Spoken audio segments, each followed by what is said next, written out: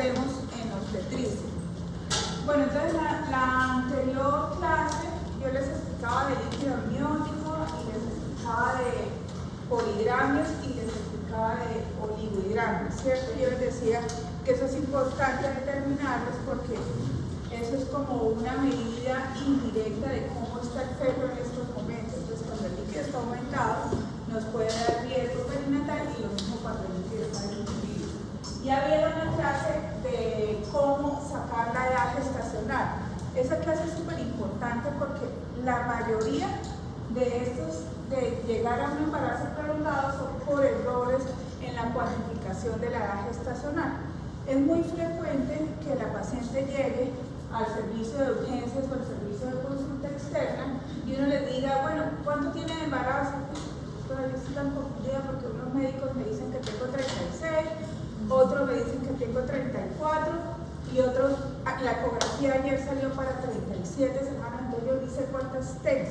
Es importante explicarle a las pacientes que la primera ecografía en el primer control prenatal es para la cuantificación de cuánto tienen de edad gestacional y las ecografías posteriores nos permiten comparar cómo va el feto en crecimiento con respecto a la edad gestacional que llevamos. Es decir, si la paciente tiene 27 semanas y la ecografía en ese momento le da para 28 semanas, no es que cambiemos la edad gestacional, sino que tenemos 27 semanas, pero las medidas del bebé más el peso fetal dan para un bebé de 28 semanas. Entonces eso nos permite determinar, según el percentil de crecimiento, si la paciente, el feto, está con un peso adecuado para la edad gestacional, o si el feto está con bajo peso para la edad gestacional, o si el feto está es un feto grande para la edad gestacional.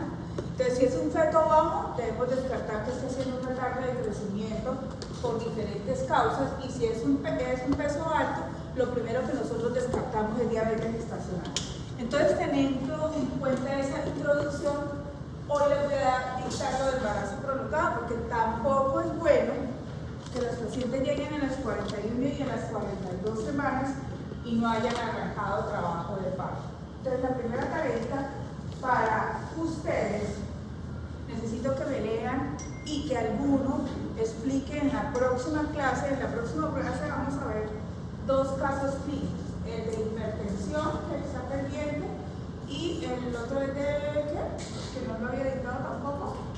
El de trastorno hipertensivo, ya le dije al grupo cuáles son las pacientes que eligieron uno de esos dos. Y el primer caso clínico era de otro, embarazo rápido. De acuerdo, entonces antes de eso, explicamos. Entonces la tarea van a determinar qué es lo que desencadena el trabajo de parto, de quién depende, si es del feto o de la mamá para que empiecen las contracciones y para que el feto para que la madre empiece a desencadenar el trabajo de parto y por ende ya se finalice la gestación, porque eso se supone que es una condición fisiológica que debe ocurrir, ¿no? ¿Qué hace? Eso quiero que lo leas.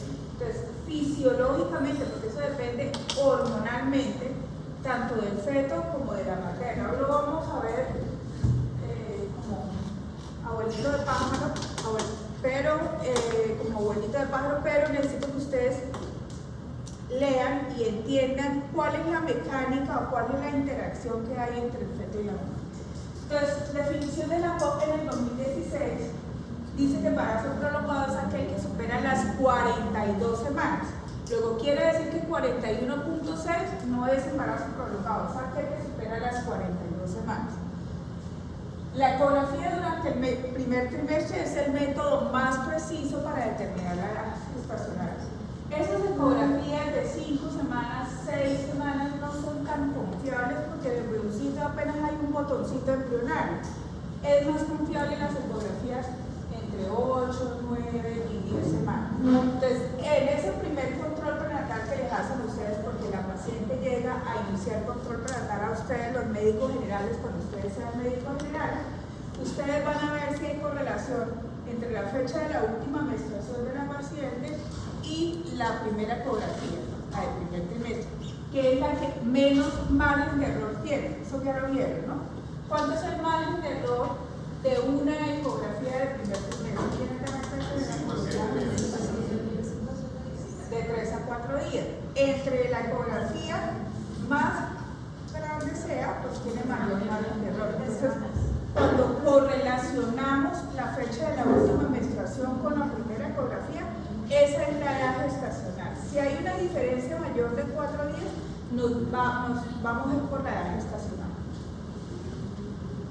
Entonces, teniendo en cuenta el embarazo prolongado, también podemos tener otras definiciones. Postérmino es el que es mayor o igual a 42 semanas. Postérmino es prolongado. Término tardío es el que terminemos entre las 41 y 41.6 semanas. En término tardío es donde nosotros tomamos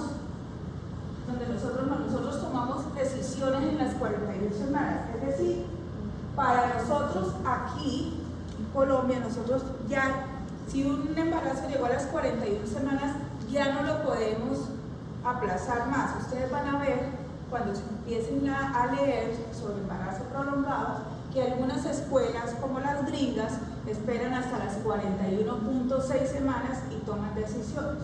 Nosotros esperamos hasta las 41 semanas. Es decir, que si el embarazo llega a las 41 semanas al servicio de urgencias, nosotros ya tenemos que definir si vamos a operar la paciente o le desencadenamos trabajo de parto. Término tardío es el que se encuentra en las 41 y 41.6, término completo el que se encuentra entre las 39 y 40.6 y término temprano el que se encuentra entre las 37 y 38.6 semanas.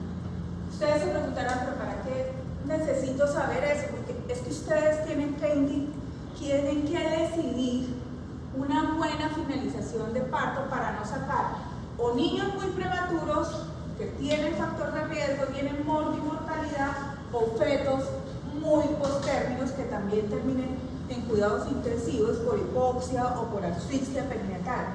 Esa es la importancia de esta clase.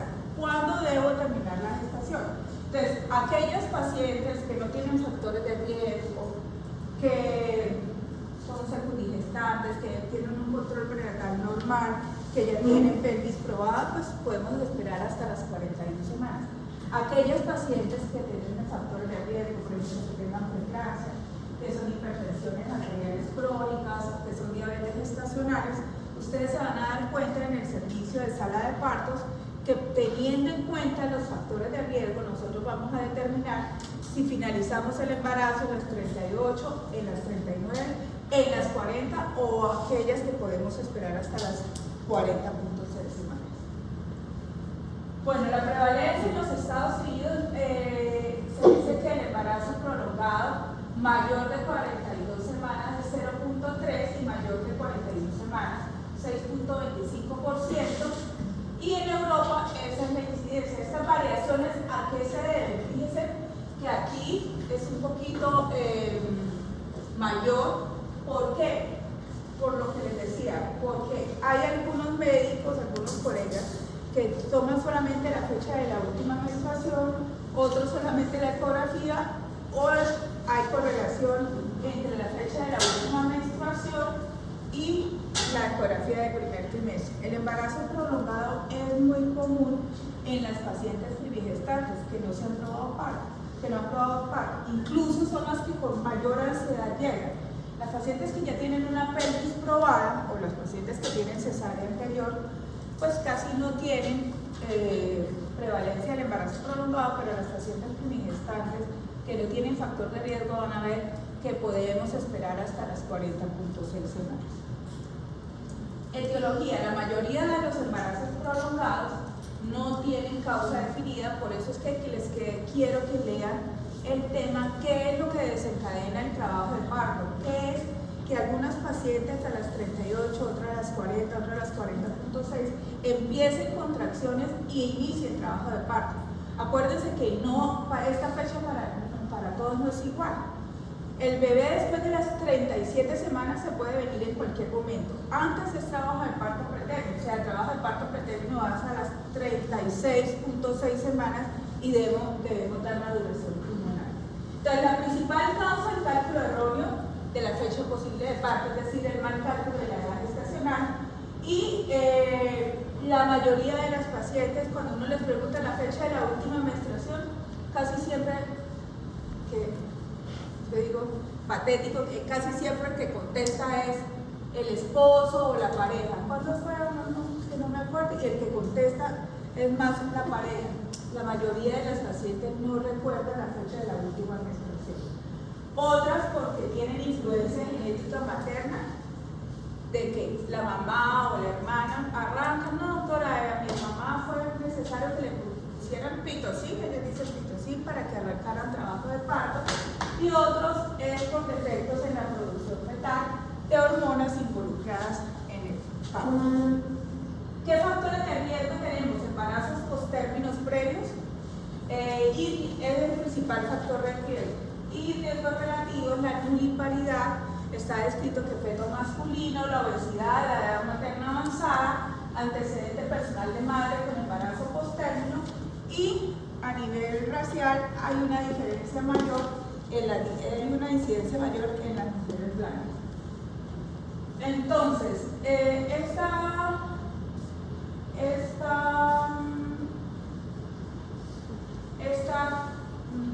cuadrito es para mostrarles que más o menos el factor de margen de error, teniendo en cuenta si es la primera ecografía, es la segunda ecografía o la tercera ecografía, y ustedes se dan cuenta que a mayor edad gestacional se hace la ecografía, hay mayor factor de riesgo en el cálculo de la edad gestacional.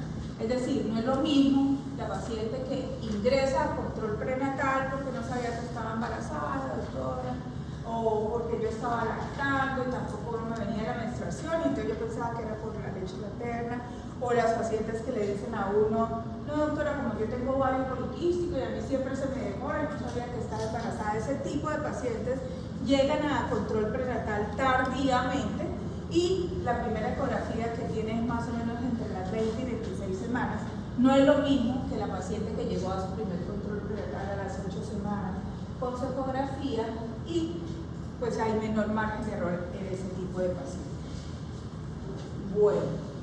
Bueno, pero lo que les decía, ¿cuál es la importancia de saber esto? Pues porque el embarazo prolongado va acompañado de mayor riesgo de complicaciones maternas, fetales y neonatales.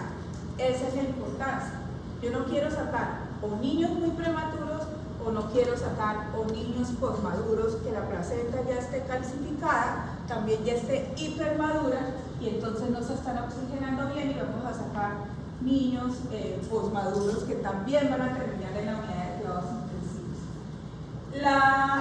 Los feticos que son secundarios, o los recién nacidos, perdón, que son productos de embarazos prolongados, casi siempre tienen una insuficiencia placentaria, por lo que les digo, porque la placenta ya está grado 4, hipermadura, calcificada, entonces empieza a disminuir el flujo de oxígeno, y por ende son pacientes, son feticos recién nacidos que hacen asfixia perinatal, hipoxia perinatal y terminan. ¿Qué otras complicaciones pueden ser? Pues la macrosomía fetal. En un feto en un embarazo que no tenga una insuficiencia placentaria, el feto sigue creciendo. Entonces, por ejemplo, en esas pacientes que diagnosticamos feto grande para la edad gestacional y nos llegaron a las 40 semanas o a las 39 semanas con pesos de 3.900, pues no vamos a esperar que lleguen a las 41 semanas, porque el feto sigue creciendo, y a mayor edad gestacional pues el feto va ganando peso. Entonces, por ejemplo, esos hijos de madres diabéticas, esos fetos de madres diabéticas, los desembarazamos, si hay macrosomía fetal, no vamos a esperar hasta las 41 semanas. Mayor riesgo de cesáreas. Por eso, por lo que les estoy diciendo, tenemos que sacar a estos niños, los monitoreos no son monitoreos categoría 1, entonces el líquido amniótico está disminuido, por lo que les comenté en la clase anterior. Como son fetos grandes, entonces hay distocias de hombros en el parto, hay lesión materna, los desgarros perineales, grado 3, grado 4, por lo que los fetos son muy grandes, hay riesgo de hemorragia posparto. Esto es muy importante.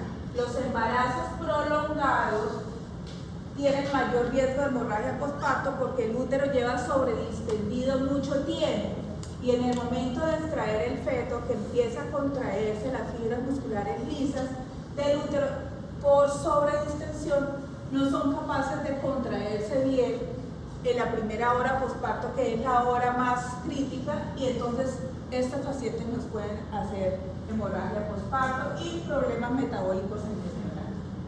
Entonces, como se dan cuenta, hay muchas complicaciones que puede tener este tipo de embarazo. La macrosomía fetal, por ejemplo, del 2.5 al 10%, más o menos. O sea, miren cómo aumenta la incidencia en un embarazo a término contra un embarazo post-término. La progresión anormal del trabajo de partos. Estos pacientes generalmente, si la llevamos al trabajo de parto, alguna alteración tienen durante el trabajo de parto, ya sea detención de la dilatación, detención del descenso, que no siguen dilatando, o un expulsivo prolongado, que va acompañado, las alteraciones del trabajo de parto siempre van acompañadas también de complicaciones, las distocias de hombros, como les dije, los desgarros, la fractura de clavícula. Cuando los recién nacidos sale la cabeza, yo les decía en la clase anterior, salió la cabeza y se quedó el hombro atascado aquí contra la síntesis del pubis, hacemos maniobras para lograr sacar el feto, porque eso es una catástrofe obstétrica, que se quede la cabeza y no podamos sacar el cuerpo. Cuando ustedes se ponen a leer la literatura, hay niños que han decapitado porque no son capaces de sacar los hombros. Ese es el principal riesgo cuando llevamos un feto macrosómico a trabajo de parto.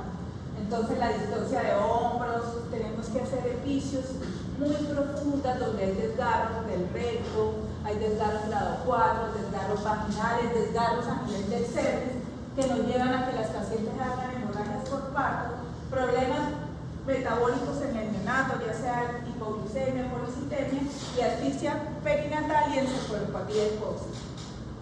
Síndrome de inmadurez fetal es el recién nacido que tiene características que indican un embarazo patológicamente prolongado. El 10 a 20% de los embarazos prolongados, es decir, mayor de 42 semanas, van a tener con textura un fenotipo que ustedes van a reconocer en estos feticos. Son fetos con desnutrición crónica, los que están asociados a insuficiencia placentaria, son fetos con oligohidramias. Acuérdense que yo les dije que cuando hay insuficiencia placentaria, el fetico empezaba a proteger órganos blancos para él, como son cerebro y corazón, y empieza a disminuir el flujo sanguíneo al riñón, y por eso van acompañados de oligohidramias, compresión del cordón, porque como no hay líquido, puede haber compresión del cordón, sufrimiento fetal agudo, broncoaspiración de meconio, retardo del crecimiento intrauterino por la insuficiencia placentaria, la encefalopatía neonatal y asfixia perinatal. ¿Y cómo es recién nacidos que sacamos cuando tienen síndrome de inmadurez fetal? Son niños con cara de viejito, con la piel muy seca, muy arrugadita, las uñas son muy larguitas. Entonces, el síndrome de posmadurez o de inmadurez presenta el 10 a 20% de los recién nacidos que nacen post-término.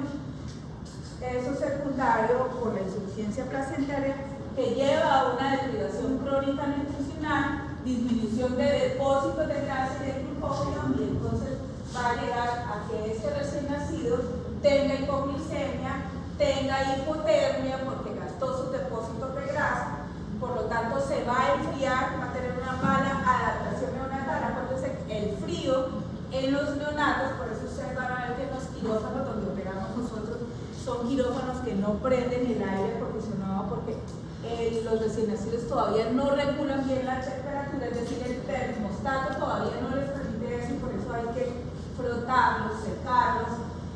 Llegan hipoxemia crónica, hematopoiesis y por lo tanto policitemia. Esto es lo que le puede ocurrir a un recién nacido. Eso es para mostrarles algunos monitoreos de hipoxia perinatal que hacemos en los trabajos de parto. Fíjense que aquí el bebé venía primero con una línea de base más o menos entre 145, un monitoreo que aquí es planito, es decir, no reactivo, no tiene foco de reactividad, la variabilidad disminuida, Y fíjense que aquí presenta una desaceleración y no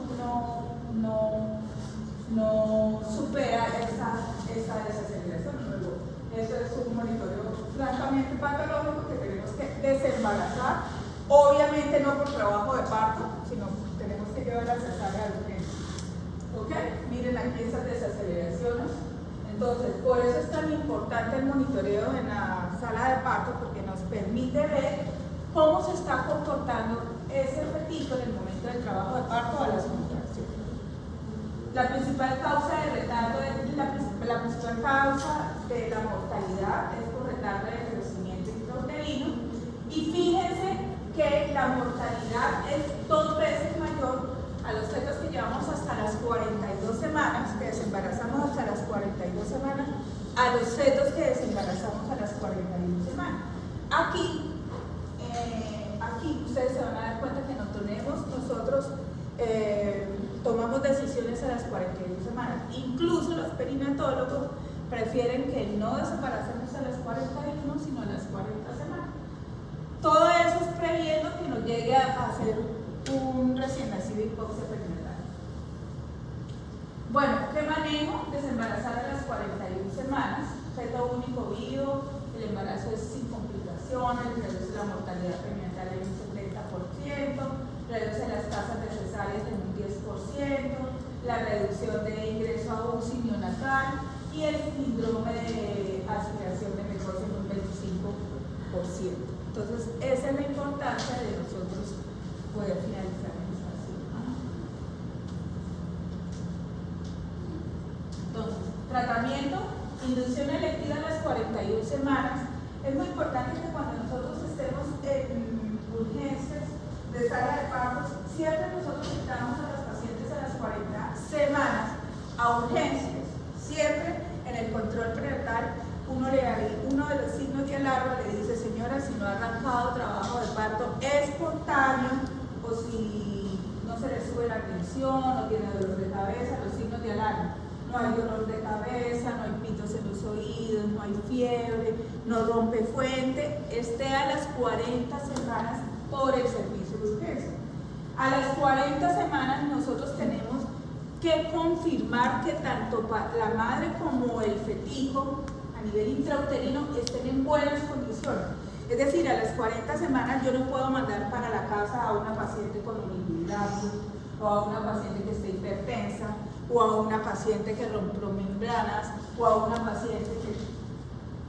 Pero si esa paciente no tiene factores de riesgo, podemos esperar hasta las 41 semanas, pero siempre tenemos que confirmar en esa cita de urgencias que haya bienestar materno, es decir, que la paciente no tenga contracciones, que la paciente no esté hipertensa, que la materna no tenga ningún factor de riesgo y que el feto no tenga factores de riesgo.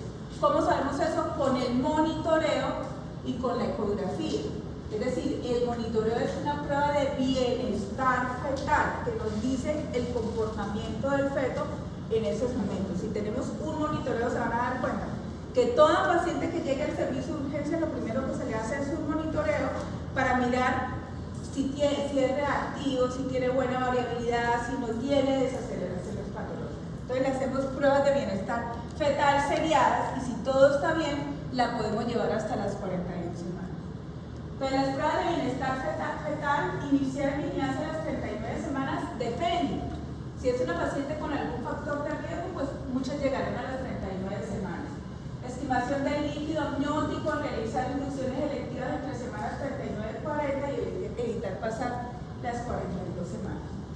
Entonces, ¿cuál es el manejo entre semana 40 hasta 40.6? Primero, confirmar la edad gestacional. Ustedes no van a creer, pero la paciente llega al servicio de urgencias diciendo: vengo porque tengo 40 semanas y el doctor por consulta externa me dijo que estuviera aquí a las 40 semanas. Primer consejo, saquen siempre ustedes su edad gestacional, ustedes. Hay muchos casos que a pesar de que la mamá ya lleva 9 meses de control prenatal, pasando por médicos generales y por médicos especialistas, les da pereza recalcular la edad gestacional y como el primero dijo que tenía esa edad, de ahí para adelante se sigue cometiendo el error. Entonces, vuelvan a recalcular la edad gestacional. Cuando están conmigo los estudiantes internos, ¿cuánto tiene de edad gestacional? No, doctora, 40.2. ¿Tú le sacaste la edad gestacional? No, pero eso es lo que ella dijo. Vuelven a calcular ustedes la edad gestacional. La maniobra en ámbito, nosotros lo que hacemos dice un desprendimiento de la membrana, entonces, para que ayude, acuérdense que el tacto vaginal estimula para que empiecen las contracciones, entonces lo que hacemos es separar las membranitas de la pared del cuello uterino. Buscar alteraciones del crecimiento fetal por altura uterina y confirmación por eco. Si la paciente llega a las 40 semanas y tiene una altura de 25 centímetros, o tiene mal cálculo de la edad gestacional, o tiene un retardo de crecimiento intrauterino severo, que tenemos que hacer algo, o por el contrario, si la mamá tiene 40 semanas y tiene una altura uterina de 46-47 centímetros, ustedes confirman la edad gestacional, o puede ser un embarazo postmaduro, o puede ser un feto grande para la edad gestacional secundaria, una diabetes gestacional. Entonces siempre tienen que medir la altura uterina y descartar malformaciones fetales por ecografía, especialmente el tubo neural. Generalmente yo digo, esto es muy raro que ustedes uno empiece a diagnosticar una malformación fetal del sistema nervioso, a no ser que la paciente venga del campo y que no tenga controles prenatales, pero acuérdense que a toda paciente, sin excepción, se le debe hacer una ecografía de sonolucencia nucal a la semana 11-14 para ver el riesgo de neumocludías, y otra ecografía especializada en semana 20-24, que es la de malformaciones, que la hacen los perinatólogos. Entonces, el quinto punto es muy posible para pacientes que nunca han tenido control prenatal, que son las que vienen de muy lejos del campo, de zona rural, que ellas más o menos ya saben calcular. Primero son pacientes que tienen 4 o 5 hijos y ellas más o menos saben calcular cuánto tiene y cuándo es la fecha de terminación, y llegan ahí, no, doctora, no he hecho ninguna ecografía, pero para mis cálculos ya estamos como cerca de finalizar. Entonces, esto ocurre en ese tipo de pacientes. Entonces, hacemos, cuando debemos finalizar el embarazo, o sea, no esperar hasta semana 42, hasta semana 41. Cuando la monotonía está alterada, o cuando el hilo está alterado, cuando iniciamos inducción, perdón, o sea, cuando damos trabajo de parto, cuando haya un cervix favorable, cuando haya un retardo de crecimiento intrauterino, pero que tenga un doble fetal que nos indique que ese feto no ha hecho cambios en su hemodinamia, o sea, que no haya hecho dilatación de la arteria cerebral media, que no haya hecho aumento de la pulsatividad de la arteria umbilical, que el ductus venoso no esté alterado.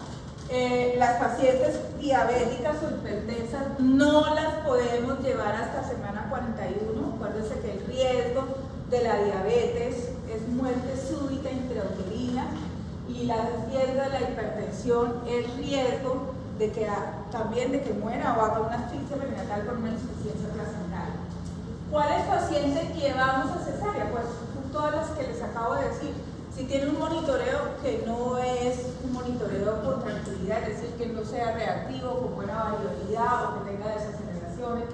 Cuando el peso fetal es mayor de 4.500 gramos, definitivamente por el riesgo de distocia de hombros no vamos a llevar a una paciente a parto. Y cuando tenga un retardo de crecimiento, ya sea con el Doppler alterado o con un cuello no favorable para el trabajo de parto. A mí en semana 41, yo siempre les decía que en semana 41 sí o sí tomamos decisiones. Entonces ese día ustedes ya definen, no la podemos mandar para la casa. Es decir, para que tengan claro, si la paciente llega a las 40 semanas y nosotros confirmamos bienestar materno, bienestar fetal, que la paciente viva en área, no en área rural, sino ahí en Bucaramanga, que la paciente sea, más o menos uno tiene que analizar las condiciones de la paciente. No vamos a mandar una paciente analfabeta que no nos entiende bien, con un retardo mental que no entienda bien, y la vamos a mandar para la casa. pero si es una paciente que entiende, que ustedes le explican los signos de alarma, que vive cerca, que ha tenido un buen control prenatal y que el monitoreo y la mamá esté bien y el feto está bien, ustedes la pueden mandar para la casa y la citan a las 48 o 72 horas explicándole muy bien los signos de alarma. Le dije, mi señora todavía no ha arrancado trabajo de parto espontáneo, es mejor que usted arranque trabajo de parto espontáneo porque si la empezamos a inducir con misoprostol o con oxitocina nos puede llevar a algunas complicaciones. Además acuérdense que son pacientes muy ansiosas, entonces no, pero es que así le pasó a no sé quiéncito y se murió y a mí no hacen sino hablar de muerte. Entonces tienen que determinar bien a qué pacientes mandan para la casa. La paciente vuelve a las 48 o a las 72 horas, volvemos y le hacemos pruebas de bienestar fetal, volvemos a ver cómo está la paciente y si todo está bien podemos esperar a que venga a las 44 días o 45 días. Si todo está bien, podemos esperar a que tenga 41. Generalmente ustedes identifican si hay factores de riesgo. Si es una paciente que tiene algún factor de riesgo, no manden para la casa y entrenla, porque hay el riesgo de que vuelva la paciente pero con un óbito fetal, con una muerte fetal intrauterina, y eso es una catástrofe para la mamá que lleve 9 meses esperando a su bebé y que al final le digan se murió dentro de la barriga y fue por culpa del doctor, porque yo vine y ese día yo le supliqué al doctor, déjeme porque yo tengo miedo y doctor que es demandado legalmente. No solamente ponen demandas, sino también demandas penales. Entonces, en eso hay que tener mucho cuidado. Por eso nosotros los ginecobstetras somos muy demandados, porque el bebé, acuérdense que nosotros estamos manejando 2 pacientes, tanto la mamá como el fetico, y el esposo y la familia lo que esperan es que entró mamá y feto bien y que salga mamá y feto y que salga mamá y recién nacido bien. Entonces hay que ser muy cuidadosos y muy cautelosos cuando finalizar la gestación. Bueno, ya en el manejo intraparto ustedes se van a dar cuenta que adentro, en las salas de parto, siempre está la mamá en una camilla y le hacemos monitoreos seriados. ¿Por qué? Porque no es lo mismo un fetico que está en reposo a ver un fetico cómo responde a las contracciones uterinas, donde acuérdense que el trabajo del parto es cuando tienen 4 contracciones en 10 minutos de buena intensidad. Entonces no es lo mismo ese fetico que está en reposo con el útero tranquilo al bebito que ya está en trabajo de parto. Sospechar la distosia de hombres, hacer manejo preventivo con maniobra de McRoberts. Eso con el tiempo uno va adquiriendo la experiencia cuáles pacientes nos pueden hacer o hemorragia postparto o cuáles feticos están ahí en el rango 4.000, 3.950.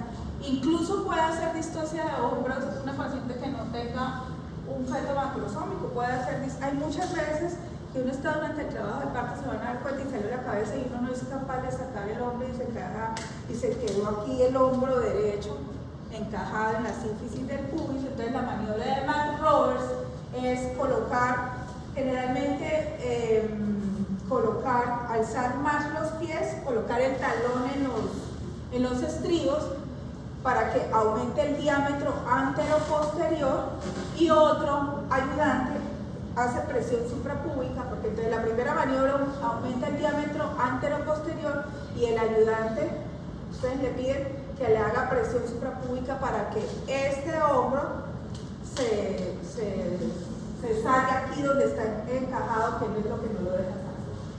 No lo deja salir. Bueno, entonces eso por último, sospecha de embarazo prolongado. Lo primero que hay que confirmar la edad gestacional con la ecografía del primer trimestre, con la fecha de la última regla y con la ecografía la última que tienen. Siempre tienen que ver la última ecografía. ¿Por qué? Porque en la última ecografía les va a decir, si ustedes están en un primer nivel donde no hay ecógrafo y no pueden confirmar la edad gestacional, siempre ver la última ecografía que tiene la paciente, porque puede ser que no la hayan visto y en la última ecografía les esté diciendo un feto que está creciendo en un percentil 5 para la edad gestacional. Y ustedes arrancaron a trabajar ese trabajo de parto ahí en el pueblo y se complicó el bebé, no remitieron a la paciente Se complicó el bebé y la culpa es de ustedes porque no supieron indicar si el bebé podía nacer en primer nivel o en segundo o en tercer nivel. O lo contrario, vieron en la última ecografía que venía creciendo en percentil 94, es un feto grande, se les dio, ustedes no la revisaron, empezaron a atender antes del parto y hizo una distocia de hombros. Entonces se complicaron ustedes la vida y los demandados son ustedes. Entonces siempre vean la fecha de la última menstruación, la primera ecografía y la última ecografía. En la última ecografía vean cuánto tiene líquido, cuánto es el percentil de crecimiento, cómo viene el feto. En un turno, yo así de ginecóloga, en un turno como a las 3 de la mañana, me llegó la paciente y me despertaron, doctora, llegó una paciente, ya la interna le hizo el ingreso, tuvo una ruptura de membrana hace media horita, 3 de la mañana y yo entrego turno a las 7, yo, bueno, dejémosla progresar tranquila, no la miré porque me dijeron que tenía ruptura de membrana, así que acaba de reventar y me acosté. Como a las 5 me llamaron para atender un parto y gritaba una paciente, gritaba, y ¿quién es la paciente que grita? No, doctora, la paciente que ingresamos a las 3 de la mañana. ¿Por qué grita tanto si nada más me dijeron que estaba en una? No sé, doctora, la fiesta desde que entró. Atendí el parto, como le había hecho epicio, atendí el parto y dije, lávenla y que ahorita vengo a suturarla y me fui a ver a la paciente que gritaba tanto. Una paciente en uno que está iniciando el trabajo parto, no es normal que grite tanto como si el bebé ya estuviera ahí. Y meto las manos y oh sorpresa, que el fetico estaba en transverso, así, o sea, está contraindicado el trabajo de parto. Entonces yo le llamé a la interna, ¿usted le vio la última ecografía? Sí, doctora, claro, que sí hace cefálico, tráigame la carpeta. Última ecografía, feto transverso, 3 días antes, feto transverso, o sea, la interna no vio la ecografía, o sea que esa paciente llegó a las 3 de la mañana y la indicación era, pásenla rápido al quirófano que la tengo que pegar. Entonces se podrán imaginar el estrés mío, 5 de la mañana con un fetico ya totalmente dilatado y de transverso. Yo me acuerdo que yo nada más me imaginaba que me estaban haciendo el juicio y que me iban a... Bueno, empecé yo a llamar al anestesiólogo, no, doctora, el anestesiólogo se fue, no, doctora, no hay anestesiólogo. Ya no el anestesiólogo de UCI, no, doctora, que también se fue ahorita a las 4:30. El anestesiólogo de turno, no, que apagó el celular. Y yo, jefe, necesito el anestesiólogo ya hoy. Afortunadamente uno tiene ángeles, siempre uno tiene un ángel ahí que lo está protegiendo. Llegó el anestesiólogo a las 6:30. Yo rezando en el quirófano porque la culpa es mía. La culpa es mía. Que yo confié en la interna. La interna es una estudiante. Que yo confié en la interna.